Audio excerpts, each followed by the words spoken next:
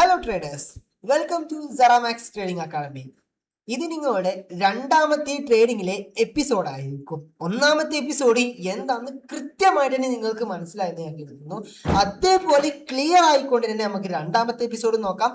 ഈ ഒരു രണ്ടാമത്തെ എപ്പിസോഡ് നിങ്ങൾക്ക് എന്തെങ്കിലും ഡൗട്ട് വരികയാണെങ്കിൽ നിങ്ങൾക്ക് വാട്സപ്പ് ഗ്രൂപ്പിൽ ചോദിക്കാവുന്നതാണ്. സോ നമുക്ക് നേരെ അടുത്ത ഈ ഒരു വീഡിയോയിലേക്ക് പോകാം. സോ ഞാൻ ആദ്യം തുടങ്ങുന്നത് എന്താണ് പിപ്പ് എന്നും എന്താണ് പിപ്പറ്റും എന്നതുകൊണ്ടാണ്. സോ എന്താണ് നമുക്ക് പിപ്പ് എന്നും എന്താണ് പിപ്പറ്റ് എന്നും നോക്കാം. സിമ്പിളായി ഒരു കഥയിലൂടെ ഞാനിത് പഠിപ്പിച്ചു തരാം. എന്താണ് പിപ്പ് എന്നും എന്താണ് പിപ്പറ്റ് എന്നും. ഞാൻ ഒരു ദിവസം ഒരു വെജിറ്റബിൾ ഷോപ്പിലേക്ക് പോവുകയാണ്. ആ ഒരു വെജിറ്റബിൾ ഷോപ്പിലേക്ക് പോയി 1 കിലോ ഓണിയൻ വാങ്ങി. 1 കിലോ ഓണിയൻ വാങ്ങിയപ്പോൾ ഞാൻ 50 രൂപയാണ് അവർ ആവശ്യപ്പെട്ടത്. ആ 50 രൂപ ഞാൻ കൊടുത്തു. 1 കിലോന് 50 രൂപ. പിറ്റത്തെ വീക്കിൽ ഞാൻ അതേ കടയിലേക്ക് പോയി 1 കിലോ ഓണിയൻ വാങ്ങിയപ്പോൾ വിലക്കയറ്റമോ എന്തോ ഒരു സാഹചര്യം കൊണ്ട് അവിടെ 60 രൂപയായിട്ടുണ്ട്. അങ്ങനെ ഞാൻ ആ 60 രൂപക്ക് ഞാൻ എന്ത് ചെയ്തു, ആ 1 കിലോ ഓണിയൻ വാങ്ങി. ഞാൻ ഒരാളോട് പറയാണ്, ഞാൻ ഈ ഒരു സംഭവം ഒരാളോട് പറയുമ്പോൾ എങ്ങനെ ഞാൻ പറയാം, 1 കിലോ ഓണിയന് 10 രൂപയുടെ വ്യത്യാസമാണ് അവിടെ സംഭവിച്ചത്. എങ്ങനെയാണ് ആ ഡിഫറൻസിനെ എങ്ങനെയാണ് ഞാൻ റെപ്രസെന്റ് ചെയ്തത്? 10 രൂപയുടെ വ്യത്യാസമാണ് ഉണ്ടായത്. ആ ഒരു റുപ്പീസ് 10 രൂപ, ആ റുപ്പി ഉപയോഗിച്ചുകൊണ്ടാണ് നമ്മൾ ആ ഒരു പ്രൈസിനെ പറഞ്ഞത് ആണല്ലോ. അതേപോലെയാണ് നമ്മൾ പിപ്പിനെ ഇനി ഫോറക്സ് മാർക്കറ്റിൽ പറയുന്നത്. മനസ്സിലാവാത്തവരൊക്കെ ഞാൻ ഇന്ത്യൻ മാർക്കറ്റിലെ ഒരു എക്സാമ്പിൾ സഹിതം പറഞ്ഞു തരാം.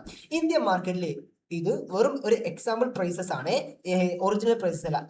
ഇന്ത്യൻ മാർക്കറ്റിൽ റിലയൻസിന്റെ സ്റ്റോക്കിന് 3000 രൂപ ഉണ്ടായിരുന്ന സമയം, 3000 രൂപ ഇന്നലെ നോക്കിയപ്പോൾ 3000 രൂപ, ഇന്ന് രാവിലെ നോക്കിയപ്പോൾ 3010 രൂപ. അപ്പൊ ഞാൻ അത് ഒരാളോട് പറയണത് എങ്ങനെയാണ്, റിലയൻസിന്റെ പ്രൈസിൽ ഇന്നലെ മുതൽ ഇന്ന് രാവിലെ വരെ നോക്കുമ്പോൾ 10 പോയിന്റിന്റെ വ്യത്യാസമുണ്ടായി. എങ്ങനെയാണ് ഞാൻ റെപ്രസെന്റ് ചെയ്തത്? 10 പോയിന്റിന്റെ വ്യത്യാസമുണ്ടായി. ഇങ്ങനെയാണോ ഞാൻ റെപ്രസെന്റ് ചെയ്യുന്നത്? 10 പോയിന്റ്, അവിടെ പോയിന്റ്സിനെ ഉപയോഗിച്ചിട്ടാണ് പറയുന്നത്. അതെ, പ്രൈസിലെ ഡിഫറൻസിനെ അളക്കാൻ വേണ്ടി ഉപയോഗിക്കുന്ന ഒരു ടൂളാണ് പിപ്പ് എന്ന് പറയുന്നത്. സിമ്പിൾ ആയി തന്നെ നിങ്ങൾക്ക് മനസ്സിലായെന്ന് കരുതുന്നു. ഇനി ഞാൻ ചാർട്ടിലേക്ക് പോകുമ്പോൾ നിങ്ങൾക്ക് കൃത്യമായിട്ട് മനസ്സിലാവും. ഇനി നമ്മൾ അതേ സാഹചര്യത്തിൽ എന്താണ് പിപ്പറ്റ് എന്ന് നോക്കിയാലോ. പിപ്പറ്റ് എന്ന് പറഞ്ഞാൽ സിമ്പിൾ ആക്കി പറഞ്ഞുതരാം. 10 പിപ്പറ്റ് കൂടിയതാണ് ഒരു പിപ്പ് എന്ന് പറയുന്നത്. സിമ്പിൾ ആണ്. പിപ്പിന്റെ ഫ്രാക്ഷൻസ് ആണ് പിപ്പറ്റ്. 10 പിപ്പറ്റ് കൂടിയതാണ് ഒരു പിപ്പ് എന്ന് പറയുന്നത്. ഒരു റിയൽ ലൈഫ് ഒരു എക്സാമ്പിൾ പറഞ്ഞുതരാം. അതേ സാഹചര്യത്തിൽ അവിടെ 60 രൂപയായാലോ, 50 രൂപയുള്ളത് 60 രൂപയായാലോ 1 കിലോ ഓണിയന്, അവിടെ 60.5 രൂപയായി. അങ്ങനെയാണെങ്കിൽ ഞാൻ ഒരാളോട് എങ്ങനെ പറയാം, 1 കിലോ ഓണിയന്റെ പ്രൈസിന് 10 രൂപയും 5 പൈസയും കൂടി. അങ്ങനെയുള്ള പറയാം, 10 രൂപയും 5 പൈസയും കൂടി. അവിടെ ആ ഒരു 5 പൈസ എന്നുണ്ടല്ലോ, അതിനെയാണ് നമ്മൾ പിപ്പറ്റ് എന്ന് പറയുന്നത്. 10 പൈസ കൂടിയതാണല്ലോ ഒരു റുപ്പി എന്ന് പറയുന്നത്. ഇതേപോലെ തന്നെ 10 പിപ്പറ്റ് കൂടിയതാണ് ഒരു പിപ്പ് എന്ന് പറയുന്നത്. നിങ്ങൾ സിമ്പിളായി തന്നെ മനസ്സിലായി എന്ന് കരുതുന്നു. ഇനി നമുക്ക് ചാർട്ടിലേക്ക് പോകുമ്പോൾ അടുത്തതായി അടിപൊളിയായി തന്നെ മനസ്സിലാവും. ഇനി ഒരു എക്സാമ്പിൾ ആയിട്ട് നമുക്ക് നോക്കാം. ഇവിടെ പിപ്പും പിപ്പറ്റിന്റെയും ഒരു എക്സാമ്പിൾ ആണ് ഞാൻ ഇവിടെ എടുത്തിട്ടുള്ളത്. ഒരു യൂറോ USDയുടെ സാങ്കല്പികമായ ഒരു വാല്യൂ ആണ് ഇത്. യൂറോ USDയുടെ ഒരു സാങ്കല്പികമായ വാല്യൂ ആണ് 1.05575 എന്ന് പറയുന്നത്. ബാക്കിയുള്ള സ്ലൈഡ്സിന്റെ ഒരു കാര്യങ്ങൾക്കും ശ്രദ്ധിക്കണ്ട, ഞാൻ പറയുന്ന ഈ ഒരു കാര്യങ്ങൾക്ക് മാത്രം നിങ്ങൾ ശ്രദ്ധിക്കുക. യൂറോ USDയുടെ ഒരു സാങ്കല്പിക വാല്യൂ ആണ് 1.05575 എന്ന് പറയുന്ന വാല്യൂ. അതിലെ 5ാമത്തെ വാല്യൂവിനാണ് നമ്മൾ പിപ്പ് എന്ന് പറയുന്നത്. 5ാമത്തെ വാല്യൂ ഏതല്ലത്? 1, 2, 3, 4, 5. 5ാമത്തെ വാല്യൂവിനാണ് നമ്മൾ പിപ്പ് എന്ന് പറയുന്നത്. അതേ സാഹചര്യത്തിൽ 6ാമത്തെ വാല്യൂവിനാണ് നമ്മൾ പിപ്പറ്റ് എന്ന് പറയുന്നത്. നോക്ക്, 1, 2, 3, 4, 5, 6. 6ാമത്തെ വാല്യൂവിനെ നമ്മൾ പിപ്പറ്റ് എന്ന് പറയുന്നു. 5ാമത്തെ വാല്യൂവിനെ നമ്മൾ പിപ്പ് എന്ന് പറയുന്നു. ഓക്കെ, ഞാൻ ഒരു എക്സാമ്പിൾ പറഞ്ഞുതരാം. ഇപ്പൊ നിങ്ങൾക്ക് ഇത് മനസ്സിലായാലോ. ഞാൻ ട്രേഡിംഗ് വ്യൂവിന്റെ ചാർട്ട് എടുക്കുന്നു. ട്രേഡിംഗ് വ്യൂവിന്റെ ചാർട്ടിൽ ഞാൻ ഇവിടെ ഒരു പ്രൈസ്, ഒരു സാങ്കല്പിക പ്രൈസ് ചെയ്താണ് 1.06787 65. 1 2 3 4 5 6. ഓക്കെ, 2 4 6. ഓക്കെ, ഇനി അതേ സാഹചര്യത്തിൽ ഞാൻ എഴുതാണ് 1.0676. ഓക്കെ, ഒരു രണ്ട് സാങ്കല്പിക വാല്യൂസ് ഞാൻ ഇവിടെ എടുത്തിട്ടുണ്ട്. ഇവിടെ ആദ്യത്തെ പ്രൈസ് റേഞ്ച് നോക്കുമ്പോൾ 1.06786 എന്നുള്ള പ്രൈസിലാണ് ഉള്ളത്. അത് നോക്കുമ്പോൾ അതിലെ അഞ്ചാമത്തെ പ്രൈസ് എന്ന് പറയുന്നത് 1 2 3 4 5 8 ആണ് അതിലെ അഞ്ചാമത്തെ പ്രൈസ് എന്ന് പറയുന്നത്. അതേ സമയത്ത് ഒരു പ്രൈസ് റേഞ്ച് ഇതിന്റെ മുകളിലേക്കാണ് വരിക. നോക്കുമ്പോൾ 1 2 3 4 അഞ്ചാമത്തെ പ്രൈസ് നോക്കുമ്പോൾ എന്താണ് കാണുന്നത്? 9 ആയിക്കണേ. അതായത് 8 പിപ്പ് ഇല്ലെടുത്ത് 9 പിപ്പായി. അങ്ങനെയാണെങ്കിൽ എത്ര പിപ്പിന്റെ വ്യത്യാസമാണ് അവിടെ ഉള്ളത്? 1 പിപ്പിന്റെ വ്യത്യാസമാണ് ഉള്ളത്. ഇനി ഞാൻ ചോദിക്കട്ടെ, ഇതുള്ളത് 7 ആക്കി. അങ്ങനെയാണെങ്കിൽ എങ്ങനെ പറയാം? 1 പിപ്പിന്റെ വ്യത്യാസം മനസ്സിലായല്ലോ. അഞ്ചാമത്തെ പിപ്പ് 8 ഇവിടെ അഞ്ചാമത്തെ പൊസിഷൻ നോക്കുമ്പോൾ 9 ആയി, 1 പിപ്പിന്റെ വ്യത്യാസം. ഇനി ആറാമത്തെ പൊസിഷൻ നോക്കുമ്പോൾ 6 ഇവിടുത്തെ ആറാമത്തെ പൊസിഷൻ നോക്കുമ്പോൾ 7 ആയി, 1 പിപ്പറ്റിന്റെ വ്യത്യാസം. അങ്ങനെയാണെങ്കിൽ നമ്മൾ എങ്ങനെ പറയും? 1 പിപ്പും 1 പിപ്പറ്റിന്റെയും വ്യത്യാസമാണ് ഉണ്ടായത്. സിമ്പിളായി മനസ്സിലായല്ലോ. ഇത് ഏത് ടൂൾ ഉപയോഗിച്ചിട്ടാണ് നമുക്ക് ട്രേഡിംഗ് വ്യൂവിൽ കാണാൻ പറ്റുക എന്ന് നോക്കാം.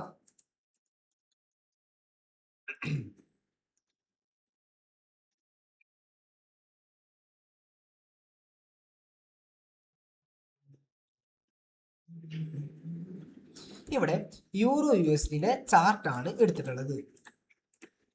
ഓ, ചാർട്ടിന് എന്താ പറ്റി?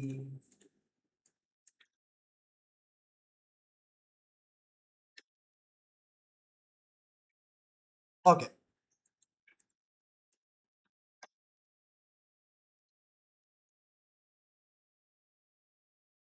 ഓക്കെ. ഇവിടെ പ്രൈസ് നോക്കുകയാണെങ്കിൽ ഇപ്പോൾ നിലയിൽ 1.13, ഇവിടെ ഈ പ്രൈസ് കാണുന്നുണ്ടല്ലോ, 1.138770 കണ്ടല്ലോ. അതിലെ അഞ്ചാമത്തെ പൊസിഷൻ ഏതാണ്? 7 ആണല്ലോ. അഞ്ചാമത്തെ പൊസിഷൻ 7 ആണ്. ഇനി ഈ ഒരു പ്രൈസ് റേഞ്ച് ടൂൾ ഉപയോഗിച്ച് അവിടെ ഒന്ന് ക്ലിക്ക് ആക്കുന്നു. എന്നിട്ട് ഒരു പിപ്പ് വരെ നമ്മൾ കൊണ്ടുപോകുന്നു. ഇവിടെ 1 കണ്ടോ, ഇവിടെ 1 കണ്ടോ. അപ്പോൾ 1 പിപ്പിന്റെ വ്യത്യാസം അവിടെ സംഭവിച്ചു. 1.1388 ആയി. 7 ഉള്ളത് 88 ആയി. അഞ്ചാമത്തെ പൊസിഷൻ 7 ഉള്ളത് 8 ആയി. 1 പിപ്പിന്റെ വ്യത്യാസം സംഭവിച്ചു. ഇത് പറയാനുള്ള കാരണം ഞാൻ പറഞ്ഞു തരാം. ഇവിടെ എക്സാമ്പിൾ ആയിട്ട് ഈ ഒരു ക്യാൻഡിൽ എത്ര പിപ്പിന്റെ മൂവ്മെന്റ് ആയെന്ന് ചോദിക്കുമ്പോൾ നമ്മൾ അതിന്റെ ഡൗണിൽ കൊണ്ടുപോയാണ് പ്രൈസ് റേഞ്ച് ടൂൾ വെക്കും. എന്നിട്ട് അപ്പ് വരെ കൊണ്ടുപോയാലോ എത്ര പിപ്പിന്റെ മൂവ്മെന്റ് ആയത്? 1 പിപ്പും 1 പിപ്പറ്റിന്റെയും മൂവ്മെന്റ് ആണ് അവിടെ സംഭവിച്ചത്. ഇത്രയേ ഉള്ളൂ പിപ്പ് എന്താണെന്നും പിപ്പറ്റ് എന്താണെന്നും എല്ലാവർക്കും കൃത്യമായിട്ട് തന്നെ മനസ്സിലായെന്ന് കരുതുന്നു. നമുക്ക് അടുത്ത സ്ലൈഡിലോട്ടേക്ക് പോകാം. എന്താണ് ലോഡ് സൈസ് എന്ന് നമുക്ക് നോക്കിയാലോ. ലോഡ് സൈസ് എന്താണ്? സിമ്പിളായി എക്സാമ്പിൾ സഹിതം ഞാൻ നിങ്ങൾക്ക് പറഞ്ഞത്. അതേ എക്സാമ്പിള്, ഞാൻ ഒരു വെജിറ്റബിൾ ഷോപ്പിലേക്ക് 1 കിലോ ഒണിയൻ വാങ്ങാൻ പോയി. 1 കിലോ ഒണിയൻ വാങ്ങാൻ 50 രൂപയാണ് എന്നോട് ചോദിച്ചത്. ഞാൻ 50 രൂപ കൊടുത്തു. 2 കിലോ ഒണിയൻ വാങ്ങിയപ്പോൾ എന്നോട് അവർ 100 രൂപ ചോദിച്ചു. 100 രൂപ ഞാൻ കൊടുത്തു. അവിടെ എന്താണ് വ്യത്യാസം വന്നത്? അവിടുത്തെ ക്വാണ്ടിറ്റീസിലാണ് അവിടെ വ്യത്യാസം വന്നത്. 1 കിലോ വാങ്ങേണ്ടടുത്ത് 2 കിലോ വാങ്ങിയപ്പോൾ എൻ്റെ അടുത്തുള്ള 50 രൂപ കൊടുക്കേണ്ടടുത്ത് ഞാൻ 100 രൂപ കൊടുക്കേണ്ടി വന്നു. അവിടെ മനസ്സിലായോ? അത്രയേ ഉള്ളൂ ലോഡ് സൈസ് എന്ന് പറഞ്ഞാൽ. ഞാൻ ഇന്ത്യൻ മാർക്കറ്റിലും ഒരു എക്സാമ്പിൾ പറഞ്ഞുതരാം. 1000 രൂപയുടെ റിലയൻസിന്റെ സ്റ്റോക്ക് ഞാൻ ഒന്ന് വാങ്ങണമെങ്കിൽ ഞാൻ 1000 രൂപ കൊടുക്കണം. ഇനി അതേ സമയം ഞാൻ 5 എണ്ണം വാങ്ങണമെങ്കിൽ ഞാൻ 5000 രൂപ കൊടുക്കണം. അവിടെ 1 ഉള്ളത് 5 ആയപ്പോൾ എന്തായി? പ്രൈസിലും വ്യത്യാസം വന്നു. എല്ലാവർക്കും ഇത് മനസ്സിലായെന്ന് കരുതുന്നു. അതേസമയം നമുക്ക് ലോഡ് സൈസ് എന്താണെന്ന് നോക്കാം. ലോഡ് സൈസ് ഒരു സ്റ്റാൻഡേർഡ് ലോട്ട്, മിനി ലോട്ട്, മൈക്രോ ലോട്ട്, ഇങ്ങനെ 3 വിധം ലോട്ട് സൈസ് ആണ് ഉള്ളത്. എന്താണ് നമ്പേഴ്സും കാര്യങ്ങളും ഒക്കെ ഈ സ്ലൈഡ് കഴിയുന്നതിന് മുമ്പ് തന്നെ നിങ്ങൾക്ക് മനസ്സിലായിട്ടുണ്ടാകും. സോ ഇത് ശ്രദ്ധിച്ച് തന്നെ നോക്കുക. സ്റ്റാൻഡേർഡ് ലോട്ട് എന്ന് പറഞ്ഞാൽ 1,00,000 യൂണിറ്റ്സുകൾ ചേർന്നതാണ് ഒരു സ്റ്റാൻഡേർഡ് ലോട്ട് എന്ന് പറയുന്നത്. എങ്ങനെ 1,00,000 യൂണിറ്റ്സ് ചേർന്നതാണ് ഒരു സ്റ്റാൻഡേർഡ് ലോട്ട് എന്ന് പറയുന്നത്. ആ യൂണിറ്റ് കൊണ്ട് എന്താണ് ഉദ്ദേശിച്ചത് ഞാൻ പറഞ്ഞു തരാം. ട്രേഡിംഗ് വ്യൂവിന്റെ ചാർട്ട് എടുക്കുന്നു. ട്രേഡിംഗ് വ്യൂവിന്റെ ചാർട്ട് എടുത്ത് നോക്കിയപ്പോൾ ഒരു യൂണിറ്റിന്റെ പ്രൈസ് എന്ന് പറയുന്നത് ഇപ്പോൾ നിലവിലത്തെ യൂണിറ്റിന്റെ പ്രൈസ് ആണ് ഈ കാണുന്നത് 1.138886. ആ പ്രൈസ് അങ്ങനെ മൂവ് ചെയ്തുകൊണ്ട് നിൽക്കും. അതാണ് ഒരു യൂണിറ്റിന്റെ പ്രൈസ് എന്ന് പറയുന്നത്. എങ്ങനെ ഒരു യൂണിറ്റിന്റെ പ്രൈസ് ആണ് ഞാൻ അവിടെ പറഞ്ഞത്. നിയർലി $1 അടുത്ത്, നിയർലി $1 അല്ല, $1 കൂടുതലാണ്. അങ്ങനെയാണെങ്കിൽ എനിക്ക് ഒരു സ്റ്റാൻഡേർഡ് ലോട്ട് എടുക്കണമെന്നുണ്ടെങ്കിൽ ഒരു യൂണിറ്റിന് $1 വരുന്നുണ്ടെങ്കിൽ 1,00,000 യൂണിറ്റിന് $1,00,000 എനിക്ക് വേണ്ടി വരും ആണല്ലോ. ഇനി ഒരു മിനി ലോട്ട് എടുക്കണമെങ്കിലോ ഒരു യൂണിറ്റിന് $1 നമ്മൾ പറഞ്ഞു. മിനി ലോട്ടിൽ 10,000 യൂണിറ്റ്സ് ഉണ്ടാവുക. അങ്ങനെയാണെങ്കിൽ $10,000 അവിടെ ഉണ്ടാവുക. അങ്ങനെ മൈക്രോ ലോട്ടിലാണെങ്കിലോ മൈക്രോ ലോട്ടിൽ ഒരു യൂണിറ്റിന് $1 ഉണ്ടാവുക. 1000 യൂണിറ്റിന് $1,000 ഉണ്ടാവുക. ഇനി ഞാനൊരു കാര്യം ചോദിക്കട്ടെ. ഫോറക്സ് ട്രേഡിംഗിൽ ആകെ 3 ലോട്ട് സൈസ് ആണെന്ന് പറഞ്ഞു.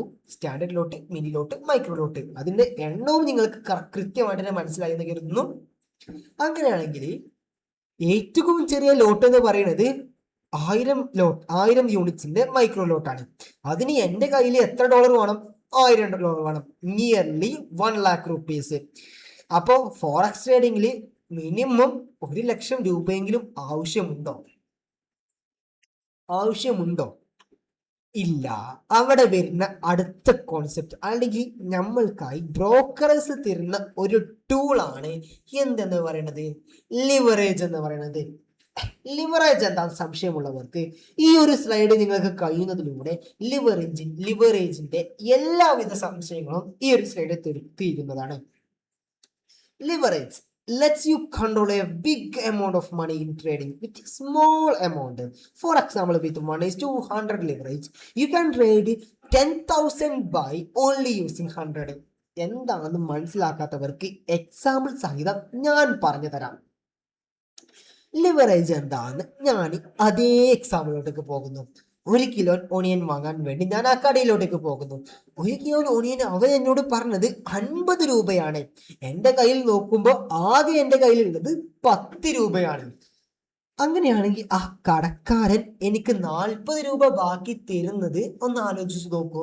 ആ 50 രൂപ എൻ്റെ ആ ഒരു ഓണിയൻ വാങ്ങാൻ വേണ്ടി 40 രൂപ, 10 രൂപ എൻ്റെ കയ്യിലുണ്ട്, 40 രൂപ കടക്കാരൻ തരികയാണെങ്കിൽ എനിക്ക് ആ ഓണിയൻ വാങ്ങിക്കൂടെ? ഇതൊരു എക്സാമ്പിൾ മാത്രമാണ്. ഇതാണ് ട്രേഡിംഗിലേക്ക് വരുമ്പോൾ നമ്മളുടെ കയ്യിൽ എത്രയാണോ എമൗണ്ട് ഉള്ളത് അതിനെ എക്സ് കൊണ്ട് മൾട്ടിപ്ലൈ ചെയ്യുന്ന അതിനെയാണ് നമ്മൾ ലിവറേജ് യൂസ് ചെയ്യുന്നത്. മനസ്സിലാകാത്തവർക്ക് ഞാൻ എക്സാമ്പിൾ ആയിട്ട് ഒന്നും കൂടെ പറഞ്ഞു തരാം. ഒരു സ്റ്റാൻഡേർഡ് ലോട്ട് എടുക്കണമെങ്കിൽ $1,00,000 വേണം. $1,00,000 എന്ന് പറയുമ്പോൾ നിയർലി എത്ര വരും?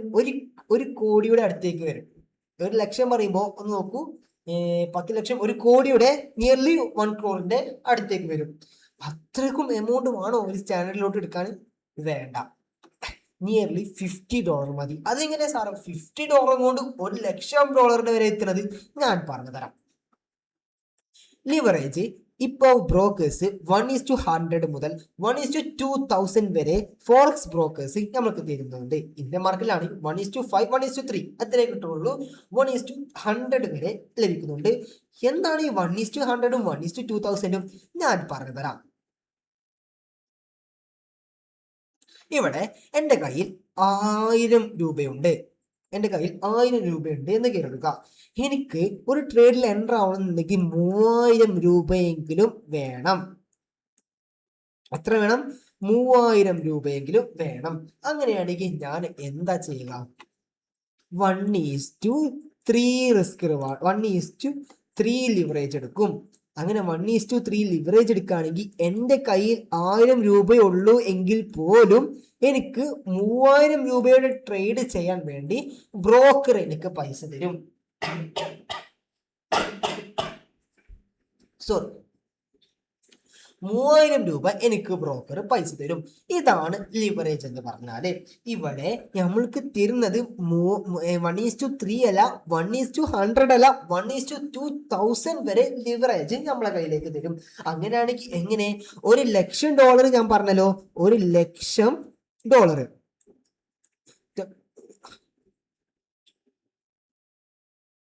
ഇവിടെ $1,00,000 എനിക്ക് 2000 ലിവറേജ് എനിക്ക് കിട്ടുന്നുണ്ട് എങ്കിൽ എനിക്ക് ആകെ ആവശ്യമായ എമൗണ്ട് എന്ന് പറയുന്നത് $50 ആണ്.